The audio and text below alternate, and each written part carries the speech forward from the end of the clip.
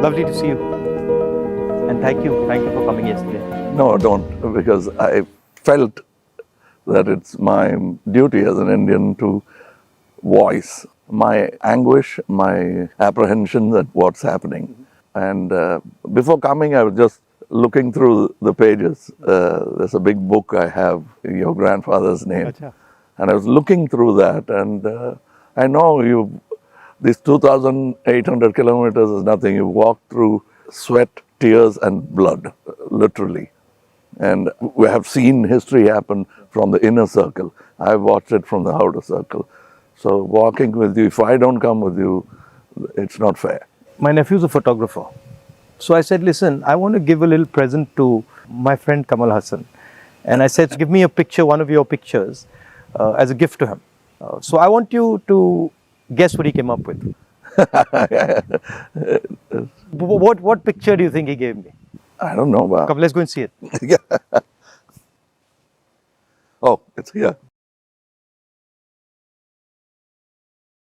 Tells you what Kamal is, right? And so this is what he gave me. What he came up with. Oh. Oh, he shot this? He shot this, and that's for you, because it tells us your approach, your attitude to life, and the fact that you're a great Indian and a great Tamil. Thank you. And we're proud of you. Thank you. It looks nice, huh? Oh, lovely. I'm quite interested in how you see what is going on in India. Of course, an Indian person, but also a Tamil person, because the view from South India often looks very different. It is. Then the view from North I'm India. sure it is the same from Assam or Meghalaya. The same, exactly. At the capital. We forget history, and we are only agitated by the topical or recent happenings. I talk a lot about Gandhiji now. It is not right from the beginning. My father was a congressman, but my environment made me a bitter critic of Gandhiji when I was in my teens. My father did not say, he said, just read history. I think you're talking from today. Yeah, but today matters. This is my question. He's a lawyer, and he didn't argue with me on this case. Around 24, 25, I discovered Gandhiji on my own. And over the years, exponentially, I've become a fan. And that's me, to explain myself. To actually correct yourself and say sorry. That's why I made Hey Ram, Right. a film where I played a parallel assassin. Wow. Wanting to kill Gandhiji. And as he goes nearer to the person and the truth, he changes. Yeah. But it's too late. Somebody else does the job that he wanted to do, but he had changed his mind. That's the story of Hey Ram. So you came up with the idea? Yes. That is my way of saying sorry to my Bapu. Excellent. That's quite a sort of sophisticated, intelligent way of looking at the problem. Yeah, because I have to take the onus of all the crimes, including what happened in your family. We let it happen. But I think inside what you're saying is hatred is actually blindness and misunderstanding. Yes, and the worst form of criticism is an assassination. I think that's very cheap. And it's a coward. A coward does that only because he has no other way to fight. But that cannot be the answer. So what's your view then of the violence and the hatred that is being spread in the country? I mean, I view it as a consequence of the fear that is being spread in the country. No, this is actually a synthetic, reproduced, manufactured thing. I don't think so, because go into Kerala, more than Tamil Nadu, you will find amity prevails. Unless you doctor it. You can do it from either side. I think there are more sides to it than just Hindu and Muslim. We have to look at all that and understand that this country will flourish only with this plurality. As a person who loves Tamil Nadu, loves the Tamil people, whenever I go there, I try to understand slightly better, what exactly is the Tamil idea. Right. And so as somebody who is looking at it from far, what does it mean to be Tamil? I know that the Tamil language is very important, but what does it actually mean? It means the same as wanting to be a Maharashtrian Yeah. or a Telugu or a Malayali. We all have a pride, but I must say something about Tamil Nadu. They always feel that it's an island with parochial mindset and language chauvinism. Everybody is proud about their language, but I can tell you, you can go to a village, any village or town, my town, and just stand in the middle of the road and shout, Nehru. A dark man will turn around, or you say Bose. Yeah. Somebody will turn around and he doesn't look anything like Yeah. Nehru ji or Bose ji. Yeah. And you'll find Gandhi, many Gandhis. That is the mindset. And at a particular point, they felt there was apathy from the center. That happens every time. It will happen with every government. They are now unhappy with what is happening now. But that's not permanent if you could approach it like you're doing it now. The reason why I want to celebrate your walk is reaching out to the people and lending the ear instead of standing on a podium and lecturing. Yeah. That's commendable from your side. But my experience when I go to Tamil Nadu, right, is that they express themselves in a very passionate, Yes. it's different expression. So if you go to Maharashtra, people show affection, but the way the Tamils show affection is something completely different.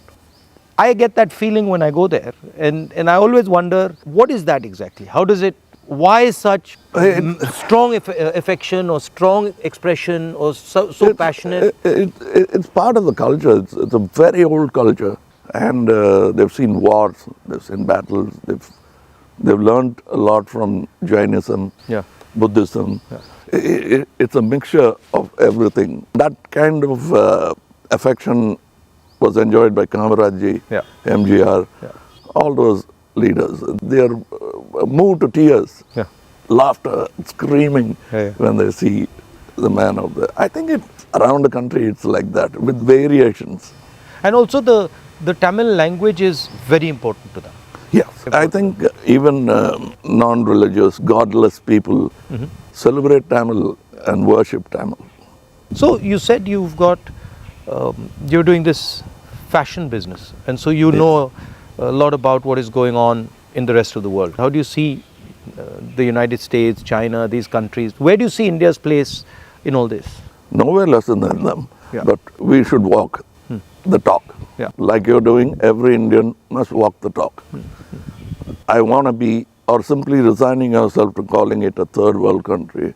You can't do that anymore. That's blasphemy. And you said in our earlier discussion that production has a lot to do with it. The ability to produce something and sell it outside India, not just in India. Yeah, we can't have a toddy mindset because you can't bottle it. It has to be had then and there. We are in G20 not because of one government, successive governments. And whatever good they could do, that has accumulated and come to this day. So we are aware of that. And you were talking about China. I want you to say more. The security of the country, both internal and external. Your opinion on it. I was speaking to some ex-servicemen the other day, and I was mentioning to them that security today in the 21st century, it's not good enough just to say, okay, what do our borders look like, right? Because security today has become a holistic thing. You don't necessarily get attacked from the borders. You can get attacked from inside. You can get attacked by cyber weapons. You can get attacked by, use of your media. So in the 21st century, one has to have a global view about security. And that's where I think our government has completely gone and miscalculated. We constantly hear about what is going on the border. And the fact of the matter is that China has taken 2,000 kilometers of our territory, square kilometers. And frankly, we haven't said anything. The Prime Minister hasn't said anything. The military has clearly said that they're sitting in our territory, but the Prime Minister said nobody has come. This sends a very clear message to China. And the message is, we can do whatever we want, and India will not respond, right? And in fact, in some of the conversations that they are having with our military, they're actually making the statement that, look, your Prime Minister himself has said we are not in your territory. So what is the conversation about? So that's one aspect of it. Yeah, to them it will look like we are whistling in the dark to allay fear. Yeah. No, and Looking out somewhere no, else. imagine if you are the leader, right? And your forces and my forces are negotiating, and your forces are coming and saying you're in my territory, and then I say no, but your leader has said we're not. So it destroys the entire negotiation position of Yes, India. yes. Right? So that's one aspect of it. The second aspect of it is how conflict has been transformed. And conflict has been transformed because earlier you fought on a border, now you fight everywhere.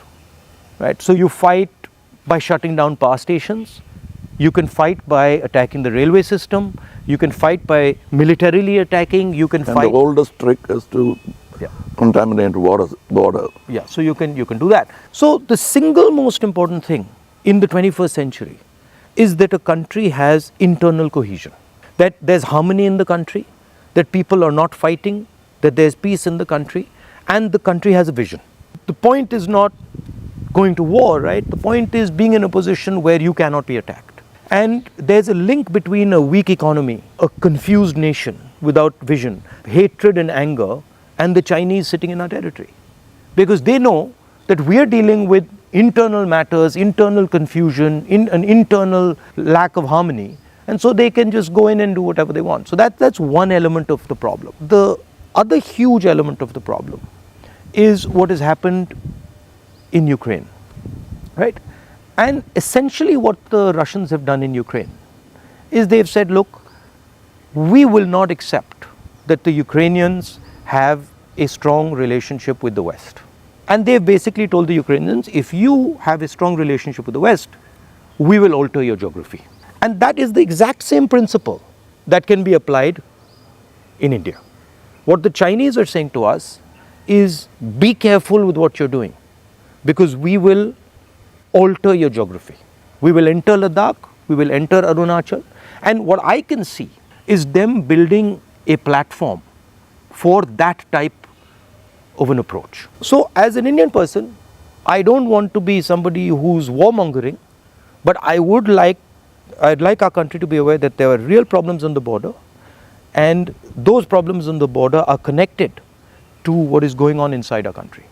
When Indian fights Indian, when the economy doesn't work, when there's joblessness, our external opponents can take advantage of that situation. Yeah, so that's broadly an opportune moment Yeah. of distracted. Yeah. So one of the things that we've constantly telling our government is talk about it. If you don't want to talk through the media, at least talk to the opposition. We understand these things. We might be able to help you, advise you, bounce ideas off us, but they just don't listen. So it's the approach that we understand everything.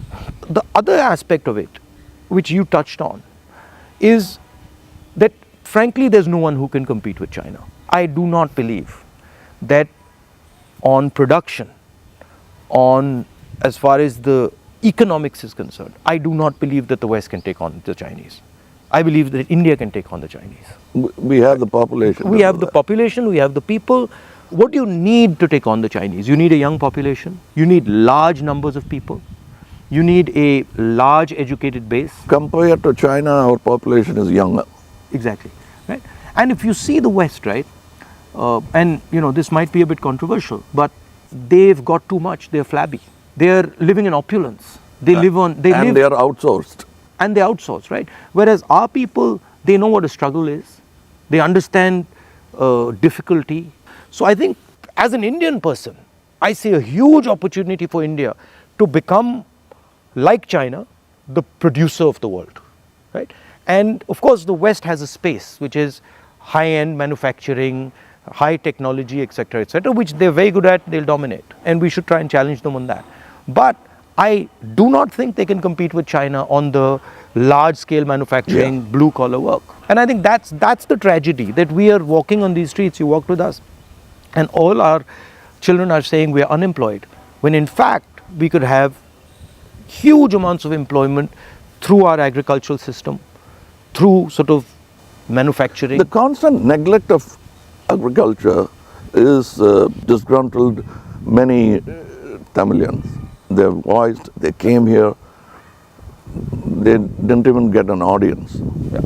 India has skills, and it has skills everywhere, right? I always say that the next Satyagraha is the skill set development for India. Right. Because making thousands of lawyers who won't get a job, thousands of engineers Exactly. who won't find a job. Instead, if you develop their skills, they can have their degree but pursue their passion. Instead of me talking about other subjects generally, let me talk about where I come from, the film industry. But the number of training facilities, 200 jobs in a film, and there's no ITI for that.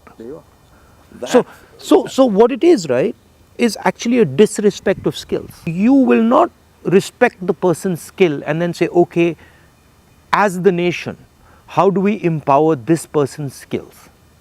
So I gave you the example of Bellary, right, which is the jeans capital of India. Now Bellary should be exporting jeans to the rest of the world, should be exporting different types of jeans, should be innovating on jeans. Right? Bellary has been shut down because of demonetization and wrongly applied GST. And you've literally taken a hub which could challenge the Chinese across the world in making jeans, and you've destroyed it. It used to have 4.5 lakh people working there, it now has 50,000. Like something like what you're doing with Khadi, right? I mean, who would know that that's a Khadi jacket? Nobody. Right? More than the publicity of it, the reach of it. Exactly. And Americans are loving it. And then you got the history of Khadi, right? Because if you start to say, well, this is Khadi from the Indian freedom movement, this is made by Indian people by hand, this is what fought a superpower, you can make a beautiful story out of it. Yes. Yeah. And it's not done in a modern factory. Yeah. It's done by people sitting in villages and handmade. Exactly. You know, I'm very happy and honored to be sort of partnering with these people who've been neglected. They're almost on the verge of closing down and going back, thanks to GST. So how many people now are working there? We have not started a full-fledged tailoring system because we only have 12 outlets and we can supply with a number of tailors. But the number of weavers are many. Right. They are in Telangana, Karimnagar. We are sourcing it. We are going even to Kutch and other places so that we can bring India together. So that's it was very nice. It was very nice of you to come, I must say. I with all the situation and the BJP and sort of the ability they have to coerce, I think it's also a brave thing. That's why I think that's why he gave. He came up with that idea of the picture. It's not easy. I'm glad he thinks of me that way, but I still remember the speech by Gandhiji when he said, "Shake the lion's mane," for which he was incarcerated. So we have the strength and ability. But I'm happy that you're meeting people, practicing jujitsu, walking miles and miles and miles. It's nice. And because you're doing exactly what Gandhiji did, to understand the nation before fighting for it. No, it's quite a fantastic experience. I remember walking from Tamil Nadu into Kerala. It's completely different. Yeah. And as you said, it's changed, but then it's the same. So there's huge commonality and then there's huge difference. That's the individuality of it. That's the plurality that we should not lose at all. Yeah.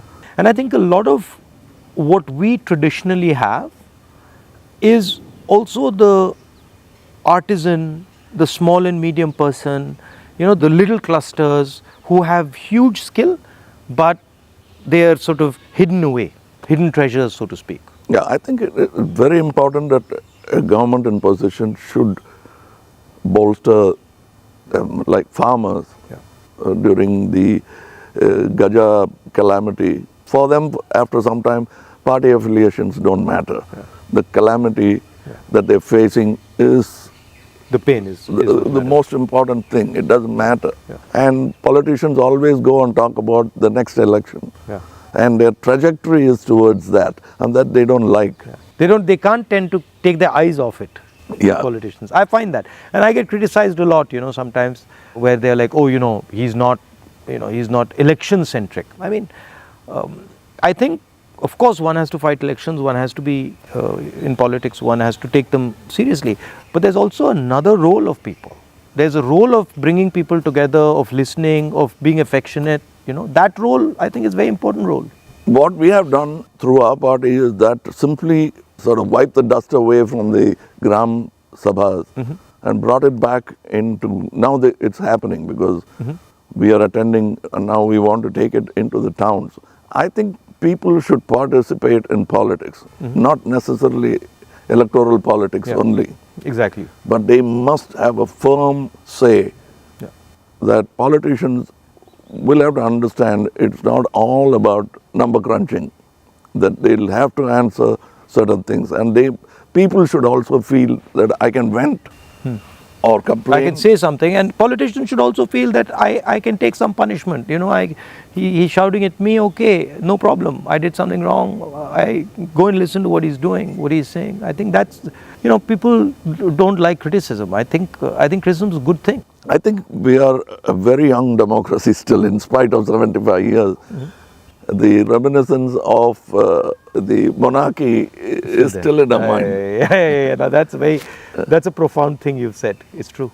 It's still, they want loyalty. And politicians who are in power want to somewhere behave like a king. Because it's not too far behind in history that we had princely states. 70 years, yeah. But I think if you look, a lot of sort of our chief ministers and leaders, the approach is that of a king. You know, you're like unilateral decisions. I will do whatever I want, not taking into account what people feel, not listening. I think there's quite a lot of that. Yeah, and they are offended when you call them a civil servant. Yeah. I'm not a civil servant. Yeah. I'm in position, I'm in power. But that's what we are, ultimately. It should be a position of honor rather than position to usurp. Yeah. The trustee idea of Mahatma Gandhi. Over the time, I'm looking for people who are at least a semblance of that in them, because it's unique. Is a tall international figure. Yeah.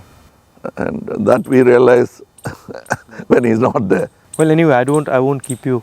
No, I'm keeping you. It's lovely to see you.